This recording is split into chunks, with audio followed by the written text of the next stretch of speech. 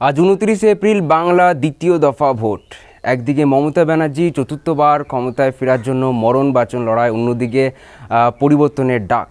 তবে ফলাফল যাই হোক না কেন, এবারে নির্বাচন প্রক্রিয়া কিন্তু মনে রাখার মতন। কেননা 2021 সালের যে নির্বাচন প্রক্রিয়া হয়েছিল সেটা 8 দফায় করা হয়েছিল, কিন্তু এবারের ভোট প্রক্রিয়া 2 দফার মধ্যে শেষ করে ফেলতে চাইছে। আরও একটা বড় চমক সেটা হচ্ছে প্রথম দফায় যে ভোট সেটা 93% ওপর বেশি পড়েছে। কিন্তু এই ভোট আসলে কার পক্ষে? শাসক দল নাকি এটা কোনো পরিবর্তনের গর্জন? এই প্রশ্নটা এখন বাংলার ঘরে ঘরে তথা চায়ের দোকানের চর্চার বিষয়। তবে এবারের ভোট প্রক্রিয়াটাকে স্বচ্ছভাবে করার জন্য নির্বাচন কমিশন কিন্তু অনেক পদক্ষেপ গ্রহণ করেছেন। তার মধ্যে একটা হচ্ছে এসআইআর।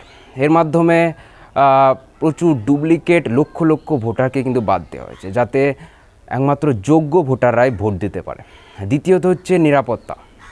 এবারে নিরাপত্তা কিন্তু খুব কড়াকড়ি, চারিদিকে কেন্দ্রীয় বাহিনী, সিসিটিভি পর্যবেক্ষণ, তথা এবারে এমনকি পুলিশও নিজের ক্ষমতা প্রয়োগ করতে পেরেছে। নির্বাচন কমিশন এই বিষয়ে একদম ক্লিয়ার ছিল যে এবারের ভোট প্রক্রিয়া যেন একদম ভয়মুক্ত তথা কোনো অবাধ ভোট যাতে না পড়ে।